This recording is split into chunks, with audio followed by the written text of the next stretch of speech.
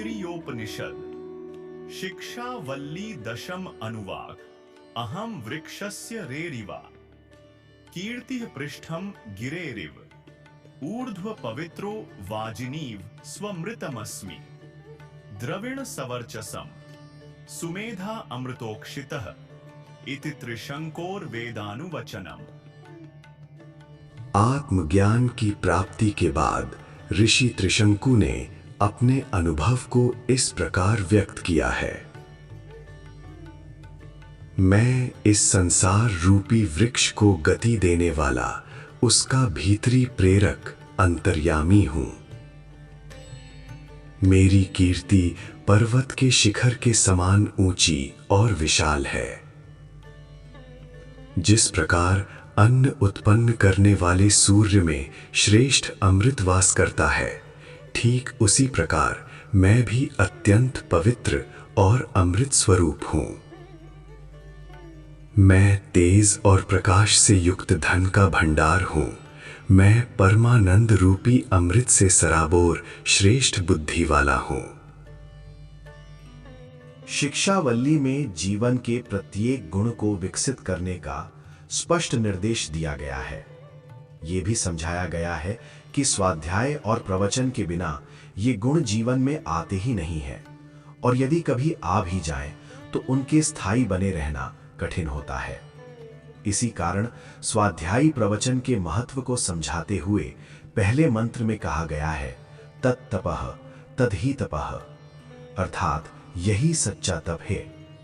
यदि मनुष्य को अपने भौतिक, नैतिक, सांस्कृतिक या आध्यात्मिक जीवन का विकास करना है तो स्वाध्याय और प्रवचन के अतिरिक्त कोई दूसरा मार्ग नहीं है। इनके बिना जीवन में दृढ़ निष्ठा उत्पन्न नहीं हो सकती। उपनिषद में कहा गया है, ऋतं च स्वाध्याय प्रवचने च।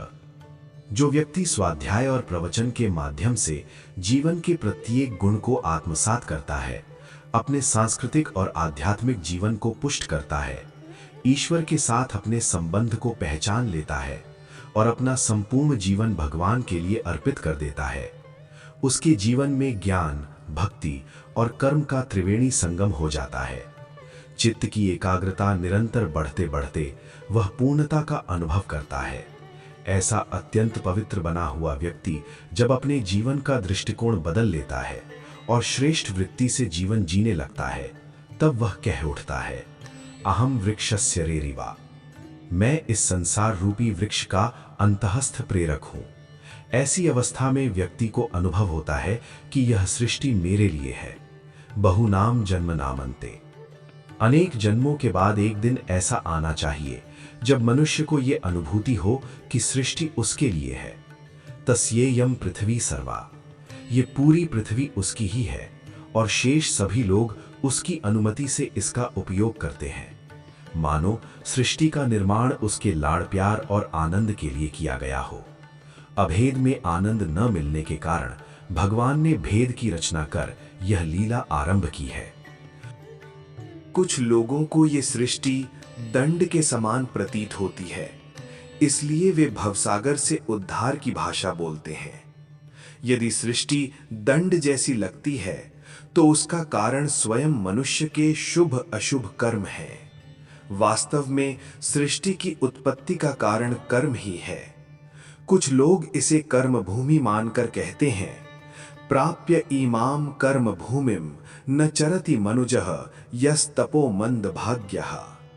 उनकी समझ के अनुसार इस मनुष्य योनि में अच्छे कर्म करके देव योनि में भोग भोगने चाहिए और राक्षस योनि में स्वेच्छाचारी जीवन जीना चाहिए। किंतु जिन लोगों की बुद्धि, वृत्ति और जीवन स्तर निम्न है, वे ऐसा मानते हैं कि भगवान ने इस सृष्टि को कर्म करने के लिए नहीं, बल्कि केवल उन्हें लाड़ प्यार देने और खेलने के लिए बनाया है। रविवार की छुट्टी के दिन जब पिता अखबार पढ़ते हुए लेटे हों और तभी बेटा जिद करे कि उसे कागजों से एक बंगला बना कर दिया जाए, तो पिता अपना अखबार छोड़कर प्रेमवश बेटे के लिए बंगला बना देते हैं। बच्चा फूंक मारकर उस बंगले को गिरा देता है और फिर से नया बंगला बनाने की मांग करता है। पिता फिर लाड़ में आकर वही काम दोहरा देते हैं। कुछ लोगों की समझ में इस संसार की उत्पत्ति, स्थिति, लय और पुनः उत्पत्ति भी इसी प्रकार केवल खेल के लिए है, मानो भगवान सबको खेल खिलाते बैठे हों। ऐसे लोगों के लिए ये सृष्टि न तो दंड है और ना ही कोई उत्तरदायित्व, परंतु जिन लोगों ने भगवान का हाथ थाम लिया है, जिनकी वृत्ति दिव्य है, जिनका जीवन दिव्य है और जिनके जीवन का उद्देश्य भी दिव्य है, वे कहते हैं, अहम वृक्षस्य रेरिवा, ये सृष्टि मेरे लाड़ और कल्याण के लिए निर्मित हुई है। पुराने समय में कोई धनवान व्यक्ति अपने बेटे को पढ़ाने के लिए गांव में एक छोटी सी पाठशाला खुलवाता था। बाद में उसमें 5-25 और बच्चे भी पढ़ने लगते थे। उसी प्रकार ऐसी व्यक्ति की मस्ती और मनहस्थिति होती है कि वो कहता है, ये सृष्टि मेरे लिए है, जिसे उपयोग करना हो वो करे। ये मंत्र एक सिंहनाद के समान है, इसे हर कोई पचा नहीं सकता। आज हम कुत्ते के भौंकने की आवाज सुनने के आदी हो गए हैं। सिंह की गर्जना सुनना कठिन है और उसका सुनाई देना भी दुर्लभ है।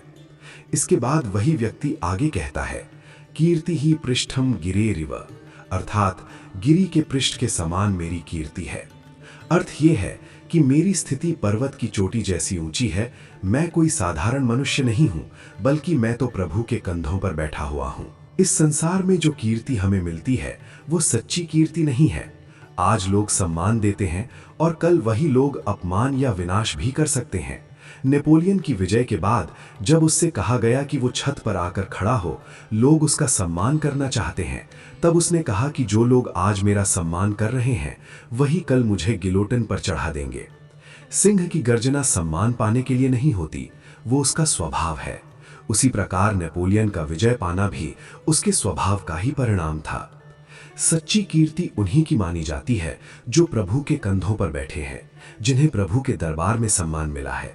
वशिष्ठ जैसे महापुरुष जिन्होंने स्वयं को प्रभु को समर्पित कर दिया, उनकी कीर्ति दिशाओं तक फैल जाती है। तब प्रश्न उठता है कि प्रभु के यहाँ कीर्ति कैसे प्राप्त होती है? लोग कहते हैं कि यदि हम प्रभु का काम करें तो ऐसी कीर्ति प्राप्त होती है, परंतु जो प्रभु पूर्ण काम है, जिन्हें किसी भी वस्तु की आवश्यकता नहीं है, उनके लिए हम क्या कर सकते हैं? इस भाव को संत तुकाराम ने अपने एक सुंदर अभंग में अत्यंत मार्मिक रूप से व्यक्त किया है। तुकाराम भगवान से कहते हैं, हे केशीराज कृष्ण, मैं आपकी पूजा कैसे करूं ये मुझे समझ में नहीं आता। इस संशय को आप ही दूर कीजिए। मुझसे पूजा होती ही नहीं। यदि मैं आपको जल से स्नान कराऊं तो वो जल भी तो आपका ही स्वरूप है। आप ही जल हैं, तब आपको स्नान कैसे कराऊं? मैं आपको पुष्प और उसकी सुगंध अर्पित करना चाहूं, पर वो भी मेरी नहीं है, वो भी आपकी ही है, तो मैं आपको फूल कैसे चढ़ाऊं? मैं फल अर्पित करूं, पर फल के दाता तो आप स्वयं हैं। आपने ही उसे उत्पन्न किया है, उसमें रस भरा है, फिर उसे आपको कैसे दूं? फल भी आपका है और फल देने वाले भी आप ही हैं। मैं तांबूल अर्पित करूं तो वो भी आपका ही है। यदि दक्षिणा दूं तो उसकी धातु भी आप ही हैं। मैं नैवेद्य चढ़ाऊं पर वो अन्न तो स्वयं ब्रह्म है। हे प्रभु, मेरे पास न धूप है न दीप, मेरे पास कुछ भी नहीं बचा, फिर मैं आपकी पूजा कैसे करूं? मैं आपकी पूजा करने में स्वयं को असमर्थ पाता हूं। जिसकी ऐसी भावना और भूमिका होती है, उसी को भगवान के दरबार में सच्ची कीर्ति प्राप्त होती है। और एक बार यदि प्रभु किसी को अपना कह दें कि ये मेरा व्यक्ति है, तो फिर यदि उससे कोई अपराध हो भी जाए, हालांकि होता नहीं, तब भी उसके प्रारब्ध की चर्चा नहीं होती। ऐसे लोग यहाँ प्रारब्ध का फल भोगने के लिए आते ही नहीं हैं। इसी भाव को गीता में कहा गया है, हत्वापि स इमान लोकान न हंति न निबध्यते। अर्थात जो अहंकार रहित होकर कर्म करता है वो कर्मों से बंधता नहीं है। इसके बाद कहा गया है, ऊर्ध्व पवित्रः, मैं ऊर्ध्व पवित्र हूं। मनुष्य यदि मैला हो तो पहले उसे स्वच्छ होना चाहिए, और यदि वो स्वच्छ हो जाए तो उसे पवित्र बनना चाहिए। स्वच्छता और पवित्रता में अंतर है। धोबी से धुलकर आया हुआ कपड़ा स्वच्छ तो होता है, पर आवश्यक नहीं कि वो पवित्र भी हो। वेश्या का वस्त्र धुला हुआ स्वच्छ हो सकता है, पर वो पवित्र नहीं कहलाता। इसके विपरीत माँ का वस्त्र पवित्र होता है, क्योंकि वो माँ अपने बच्चे के लिए स्वयं को खपा देती है। इसी कारण कई लोग माँ के निधन के बाद उसकी स्मृति में उसके उसी पवित्र वस्त्र को संभाल कर रखते हैं। कुछ लोगों के पूरे जीवन में कोई दाग नहीं होता, वे निष्कलंक होते हैं। पर केवल निष्कलंक होना ही पवित्र जीवन नहीं कहलाता, क्योंकि वे भगवान के लिए घिसे नहीं होते। घिसने से ही पवित्रता आती है। जैसे पुत्र की दृष्टि में माँ पवित्र होती है क्योंकि वो बेटे के लिए स्वयं को खपा देती है, वैसे ही जो भगवान के लिए घिस जाता है वही भगवान की दृष्टि में पवित्र कहलाता है। हमें भी भगवान की दृष्टि से पवित्र बनना है, और वो भी ऊर्ध्व पवित्र, अर्थात साधारण नहीं बल्कि उच्च कोटि का पवित्र। जिसने तेजस्वी ज्ञानमय जीवन जिया हो, जिसने प्रभु का हाथ अपने हाथ में लेकर जीवन बिताया हो, जिसने प्रभु कार्य के लिए स्वयं को समर्पित कर दिया हो, जो प्रभु भक्ति के रंग में रंग गया हो और प्रभु में तादात्म्य को प्राप्त हो गया हो, ऐसा जीवन ऊर्ध्व पवित्र माना जाता है। कहा गया है, वंगा ब्रूते कदा गत्य मामयम पावयिष्यति, अर्थात गंगा भी प्रतीक्षा करती है कि ऐसा व्यक्ति कब आएगा जो मुझे पवित्र करेगा। ऐसा जीवन ऊर्ध्व पवित्र कहलाता है। साधारण पवित्रता किसी अन्य स्थान पर जाकर अपवित्र भी हो सकती है, पर ऊर्ध्व पवित्र व्यक्ति के पास यदि संपूर्ण संसार की अपवित्रता भी आ जाए तब भी वो स्वयं पवित्र ही बना रहता है। कुछ लोग मानवता के लिए घिसते हैं, कुछ राष्ट्र के लिए, कुछ संस्कृति के लिए। ये सभी पवित्र तो हैं पर ऊर्ध्व पवित्र नहीं। भगवान की दृष्टि से जो पवित्र है वही वास्तव में ऊर्ध्व पवित्र कहलाता है। इसके बाद वो अपने आत्म तत्व के विषय में कहता है, वाजिनी व स्वमृतम अस्मि, मेरा आत्म तत्व सूर्य के समान तेजस्वी है। आत्म तत्व तो सभी को प्राप्त है, पर वो हर किसी में सूर्य जैसा प्रकाशमान नहीं होता। जो व्यक्ति स्वयं सिद्ध है, सूर्य के समान तेजस्वी है, उसके लिए कोई उसे अच्छा कहे, बड़ा कहे या उसे मान दे, इन सब का कोई विशेष महत्व नहीं होता।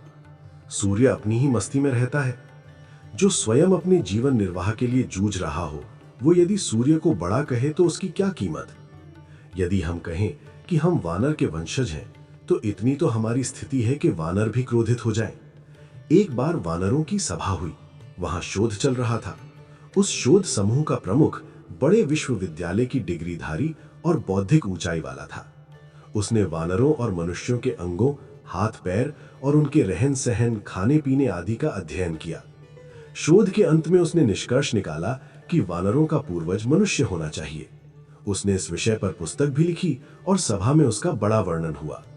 सभा में सभी को भीतर ही भीतर लग रहा था कि कुछ गड़बड़ है, पर किसी में बोलने का साहस नहीं था। अंत में एक वानर ने हिम्मत करके कहा, वानरों का पूर्वज मनुष्य कैसे हो सकता है, जिसके पास पूंछ नहीं, जो एक डाल से दूसरी डाल पर कूद नहीं सकता, जिसे आनंद पूर्वक जीना भी नहीं आता, जो रोटी कैसे मिले इसी चिंता में डूबा रहता है, ऐसा प्राणी हमारा पूर्वज कैसे हो सकता है। हम तो सूरज उगते ही कूदने लगते हैं, इसलिए ये मनुष्य, ये क्षुद्र साधारण प्राणी हमारा पूर्वज नहीं हो सकता। हमारा पूर्वज तो कोई श्रेष्ठ वानर ही होगा। भाव ये है कि ऐसा क्षुद्र प्राणी स्वयं सिद्ध सूर्य जैसे तेजस्वी आत्म तत्व का मूल्यांकन क्या करेगा, और यदि वो उसके लिए मत दे भी दे तो उसकी कीमत ही क्या है। आप सूर्य को नमस्कार करते हैं तो उसे प्रसन्न करने के लिए नहीं, बल्कि अपने ही कल्याण और पवित्रता के लिए करते हैं। सूर्य को न तो आपके नमस्कार की आवश्यकता है और न ही आपके मत या स्वीकृति की। वह तो स्वयमेव महान है। जैसे कहा गया है, स्वयमेव मृगेंद्रता। सिंह जन्म से ही राजा होता है, उसे राजा बनने के लिए किसी मतदान की जरूरत नहीं पड़ती। वाजिनीव स्वमृतम अस्मि। जो व्यक्ति यह कहता है कि मैं सूर्य के समान स्वयं सिद्ध हूं, वह वास्तव में स्वयं सिद्ध होता है। इसके बाद कहा गया है, द्रविणम सवर्चसम, अर्थात सारी संपत्ति मेरे पास है। इसका आशय ये नहीं कि ऐसे व्यक्ति के पास संसार की सारी भौतिक संपत्ति होती है। उदाहरण के लिए, संत तुकाराम के पास तो कभी कभी रोटी के भी लाले पड़े रहते थे। तब प्रश्न उठता है कि उनके पास सारी संपत्ति कैसे थी। इस कथन का मर्म पहले समझना आवश्यक है। द्रविणम का अर्थ है धन और सवर्चसम का अर्थ है मेरे पास स्थित, अर्थात संसार के पास जो वास्तविक धन नहीं है वह मेरे पास है। व्यावहारिक जीवन में धन का बहुत महत्व है। जेब में 4 पैसे हों तो सब्जी खरीदी जा सकती है, केवल पुस्तक पढ़ने से वह नहीं मिलती।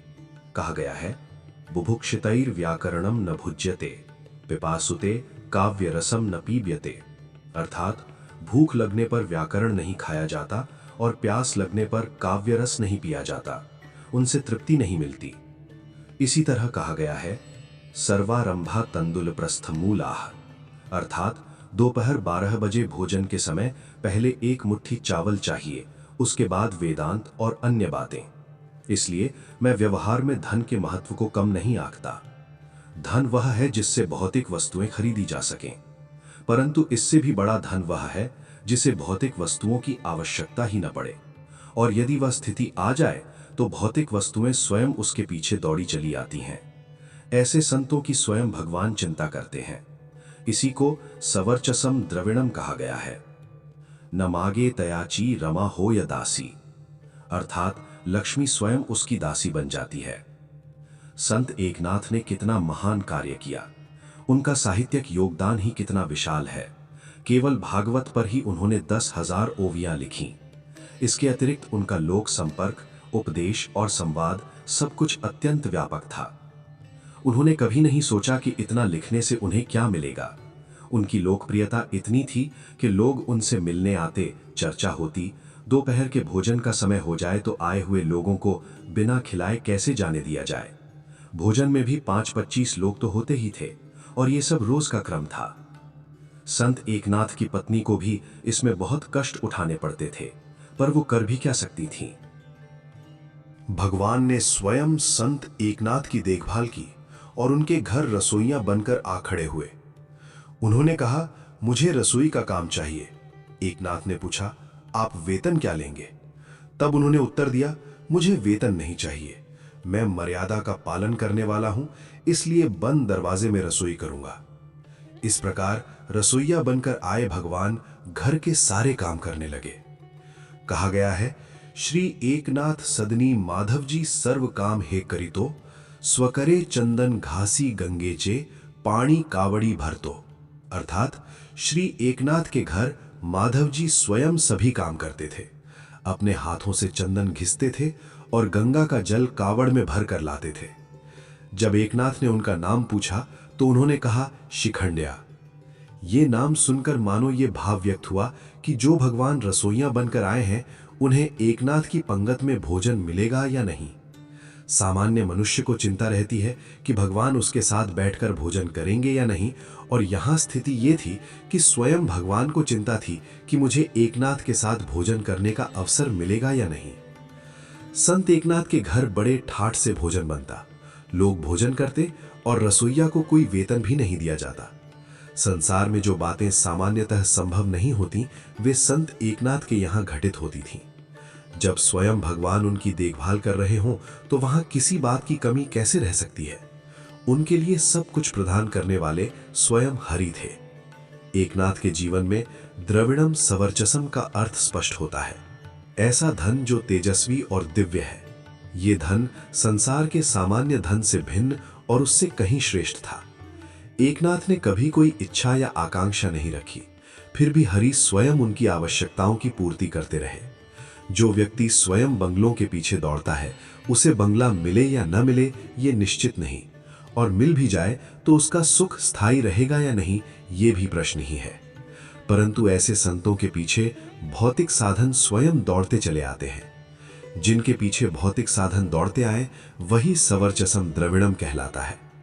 ऐसे संतों की जन्मपत्री भला कैसे लिखी जाए। इसके बाद कहा गया है, सुमेधा अर्थात सुष्ठु मेधा, जिसकी बुद्धि उत्तम हो, ऐसा व्यक्ति अपने समस्त सांसारिक व्यवहार को कुशलता से चलाता है। आज हम उसे कुशल मानते हैं जो जोड़ घटाव ठीक से करता हो, किसी को देने से बचे और सबसे लेने की प्रवृत्ति रखे, जो हिसाब किताब में चतुर हो। कभी कभी तो ये भी समझ लिया जाता है कि जो स्वयं न कमाए और घर में भाई या कोई और कमाता हो, उसी के पैसों से अपना घर चला ले, वो भी कुशल कहलाता है। परंतु ये समझ गलत है। कर्म के नियम के अनुसार सुखस्य दुःखस्य न को अपि दाता परो ददातीति कुबुद्धि रेशा अहम करोमीति वृद्धाभिमानः स्वकर्म सूत्रे ग्रथितो ही लोकः। अर्थात न कोई किसी को सुख देता है न दुख। ये मानना कि कोई दूसरा हमें देता है एक गलत बुद्धि है। अहम करता हूं, ये अहंकार भी व्यर्थ है। वास्तव में सारा संसार अपने अपने कर्मों के सूत्र में बंधा हुआ है। कभी कभी कोई आलसी व्यक्ति दूसरे के सहारे अपना जीवन चला लेता है। इसका अर्थ ये होता है कि उसने अपने पिछले जन्म के संचित पुण्य को भुना लिया, मानो उसे भुना यानी एनकैश कर लिया हो। पर यहां जिस कुशलता की बात की जा रही है, उसका अर्थ इससे बिल्कुल भिन्न है। वास्तव में कुशल वही है जो स्वयं संसार चलाने की चिंता न करे, बल्कि अपना समस्त सांसारिक व्यवहार भगवान के हाथों सौंप दे और अपने जीवन का बोझ उन्हीं पर रख दे। यदि दूसरे लोग आपका काम करते हैं तो वे आपके इस जन्म के पुण्य का उपभोग करके काम करते हैं। संक्षेप में कहें तो आपने अपने इस जन्म के पुण्य की नोट भुना ली और अपना संसार चला लिया। लेकिन सुमेधा व्यक्ति अपने कर्मों के पुण्य को भुनाता ही नहीं, फिर भी उसका संसार चलता रहता है। जैसे लिफ्ट को ऊपर ले जाने के लिए बिजली चाहिए और बटन दबाते ही लिफ्ट ऊपर चली जाती है, वैसे ही हम अपने सत्कर्मों की शक्ति का उपयोग जीवन की लिफ्ट को ऊपर ले जाने में कर देते हैं। पर सुमेधा व्यक्ति अपना प्रारब्ध नहीं खाता, उसके पुण्य के फल संचित होते रहते हैं। वो स्वयं संसार नहीं चलाता, बल्कि भगवान से चलवाता है। उसका संसार भगवान को चलाना पड़ता है। जिसकी देखभाल स्वयं भगवान करें, वही सुमेधा कहलाता है। महाराष्ट्र के एक संत ने कहा है, ज्या घरी हरि चाकर आहे, त्या घरी हरि चाकर आहे। अर्थात जिस घर में हरि का कर अर्थात हरि का अधिकार और अंश निकलता है और जिस पर हरि का हाथ होता है, उस घर में स्वयं हरि सेवक बनकर काम करते हैं। भगवान उसके घर के नौकर बन जाते हैं और उसका बोझ उठाते हैं। ऐसे लोग अमृतोक्षितः भी कहलाते हैं। इस शब्द के दो अर्थ हैं। पहला, जो अमृत से सिंचित है। दूसरा, जिसका अमृत रूपी प्रेम कभी क्षीण नहीं होता। ऐसा व्यक्ति कहता है, मैं अमृत से सिंचित हूं, इसलिए मेरा जीवन निर्जीव नहीं है। भक्त का जीवन कभी शव के समान नहीं होता। शव को सजाया जाए तभी वो अच्छा लगता है, पर जो जीवित है वो बिना सजावट के भी शोभायमान रहता है। सामान्यतः लोग किसी न किसी आश्रय से शोभा पाते हैं। किसी को धन का आश्रय चाहिए, किसी को पद या कुर्सी का, किसी को रूप का, तो किसी को संगीत का, तो किसी को पांडित्य का। यहाँ तक कि पंडितों को भी आश्रय की आवश्यकता होती है। इसी से ये उक्ति प्रसिद्ध हुई, विनाश्रया न शोभन्ते पंडिता वनिता लता। अर्थात पंडित, स्त्री और लता ये सब बिना आश्रय के शोभा नहीं पाते। परंतु जो अमृतोक्षितः होता है, उसे किसी भी बाहरी आश्रय की आवश्यकता नहीं होती। यदि जीवन को भव्य और दिव्य बनाना हो तो उस भगवान का आश्रय लेना चाहिए जो पूरे संसार को आश्रय देता है। ऐसा करने से जीवन लाचार नहीं बनता। आज बहुत से लोग उच्च शिक्षित हैं, वैदिक साहित्य पर शोध किए हुए हैं, परंतु तुकाराम की भाषा में जो स्वाभाविक मस्ती और रस है, वो केवल विद्वत्ता से भरी उन भाषाओं में नहीं मिलती। किसी ने संत तुकाराम से पूछा, क्या आपकी कोई इच्छा है, कोई वासना है? तुकाराम ने उत्तर दिया, मुझे न कोई इच्छा है न कोई वासना। तब फिर ये सारी दौड़ धूप किस लिए? इस पर उन्होंने कहा, आता उर्लो उपकारा पुरता। अब मैं केवल भगवान पर उपकार करने के लिए दौड़ धूप कर रहा हूं। ये सिंह की गर्जना के समान वचन है। इस संसार में क्या तुकाराम की किसी को आवश्यकता है? क्या वशिष्ठ की आवश्यकता है? क्या गीता की वास्तव में किसी को जरूरत पड़ती है? शायद 1-2% लोग ही गीता पढ़ते होंगे। गीता न हो तो भी किसी का निवाला नहीं रुकता। श्री कृष्ण भगवान की भी किसी को प्रत्यक्ष आवश्यकता अनुभव नहीं होती। भूख न मिले तो बेचैनी होती है, पर भगवान न मिले तो बेचैनी नहीं होती, क्योंकि भगवान ने ऐसी संवेदना ही नहीं रखी। भूख की संवेदना सब में है, उसके बिना जीवन रुक जाए, पर भगवान या भगवान के भक्तों की किसी को आवश्यकता नहीं लगती। यही तो भगवान का अद्भुत नाटक है। इसलिए वे नटराज हैं, नरश्रेष्ठ हैं। प्रारंभ में तुकाराम की स्थिति अत्यंत दयनीय थी, पर बाद में लोग उन्हें मानने लगे। एक दिन वे एक गांव में कीर्तन करने गए। कीर्तन करते करते तुकाराम पूरी तरह तल्लीन हो गए।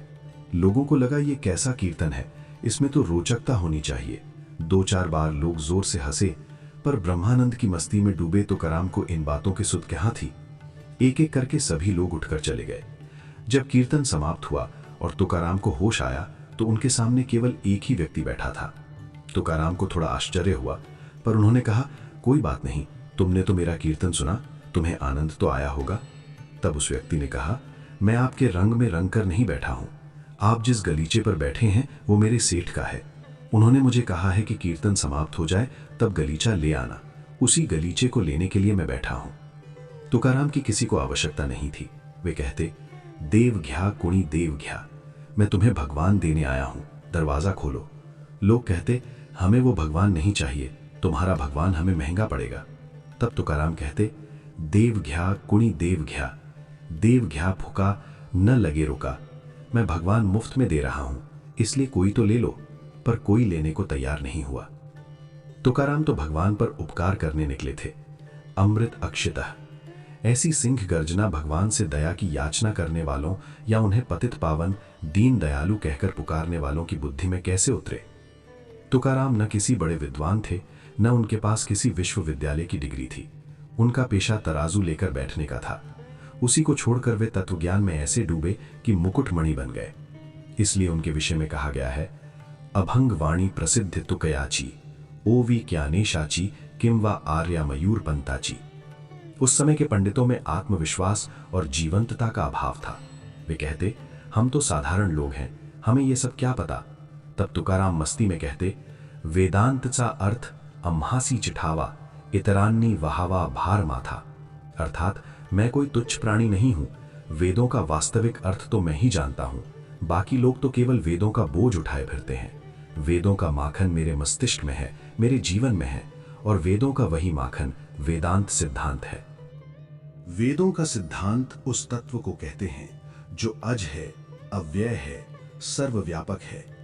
उसका न जन्म होता है और न मृत्यु। वो ऐसा व्यापक चेतन तत्व है जो सब में व्याप्त है।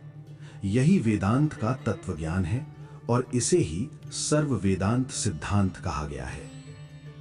एक गीता में वर्णन आता है कि एक गोपी दूसरी गोपी से कहती है, सची, एक अद्भुत दृश्य मैंने आज देखा। नंद के आंगन में गोधूलि से सना हुआ वेदांत का सिद्धांत नाच रहा है।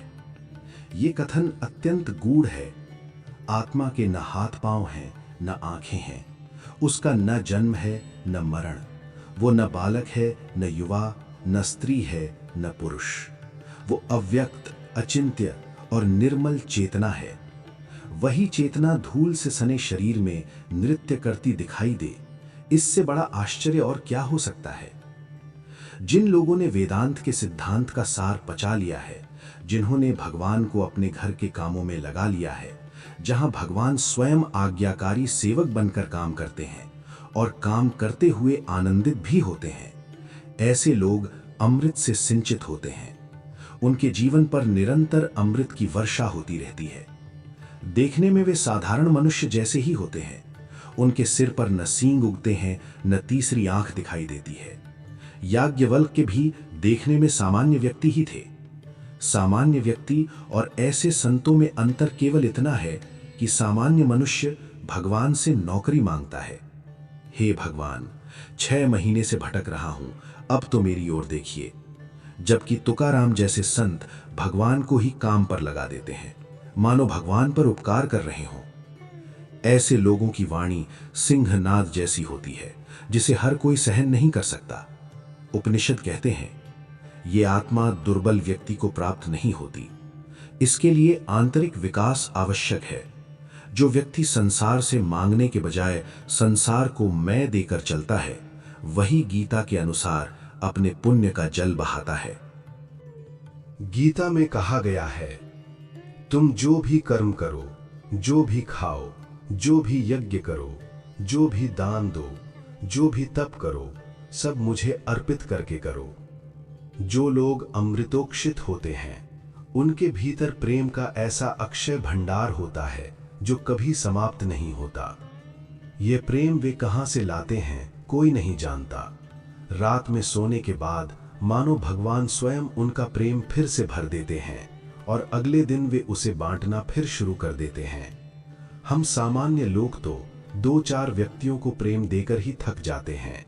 अपने बच्चों को प्रेम देने के बाद दूसरों के लिए हमारे पास प्रेम शेष नहीं रहता। हम इतने कंगाल हैं।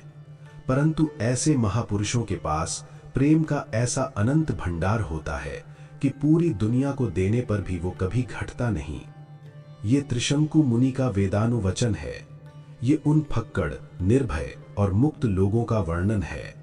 ऐसा व्यक्ति कहता है, मेरे लिए ही ये संसार है, भगवान ने ये सृष्टि मेरे लिए रची है, भगवान के दरबार में मेरी कीर्ति अडिग है, मैं पवित्र हूं, सूर्य के समान स्वयं सिद्ध और तेजस्वी हूं। संसार में जो धन किसी के पास नहीं वो मेरे पास है, जो कौशल किसी के पास नहीं वो मेरे भीतर है। मैं अमृत से सिंचित हूं, मृत प्राय नहीं, जीवित हूं। मैं भगवान पर उपकार करने के लिए जन्मा हूं। जिनके जीवन में ऐसी सिंह गर्जना है, ऐसे लोगों को खोजने की आवश्यकता है। यही त्रिशंकु मुनि का वेदानुवचन है। इस सिंहनाद को सुनते ही सारे सियार भाग जाते हैं। कर्म करना चाहिए या नहीं, कर्म श्रेष्ठ है या प्रारब्ध, ज्ञान के बाद भक्ति आती है या भक्ति के बाद ज्ञान, ज्ञानी पुरुष को कर्म करना चाहिए या नहीं, ये सभी वाद विवाद सियारों की तरह है। सिंह की गर्जना सुनते ही ऐसे सारे तर्क वितर्क समाप्त हो जाते हैं। मनुष्य को भगवान से ऐसी प्रार्थना करनी चाहिए कि हे भगवान, एक दिन ऐसा अवश्य लाना कि जिस दिन मैं भी वही गर्जना कर सकूं जो त्रिशंकु मुनि ने की थी। त्रिशंकु कोई ताम्रपत्र लेकर नहीं आए थे कि केवल वही गर्जना कर सके। कोई साधारण मनुष्य भी, चाहे उसका नाम कुछ भी हो, ये गर्जना कर सकता है। बस आवश्यकता है तो जीवन को ऐसी दुर्दम्य इच्छा और साहस के साथ जीने की। अब उपनिषद एक नया प्रसंग आरंभ करते हैं। जो जीव गुरु के साथ तपोवन में रहकर उस सिंहनाद को सुन चुका है, जब वो वहां से लौटकर गृहस्थाश्रम में प्रवेश करता है, तब उसे संसार में कैसे रहना चाहिए, ये बात उपनिषद समझाते हैं। ये उपदेश इतना निर्भीक और ऊंचा है कि प्रत्येक गृहस्थ को इसे कंठस्थ कर लेना चाहिए। इसका अर्थ पूरी तरह समझ में न भी आए तब भी इसका पाठ करते रहना चाहिए। इस मंत्र का रहस्य आगे आने वाले भाग में स्पष्ट किया जाएगा।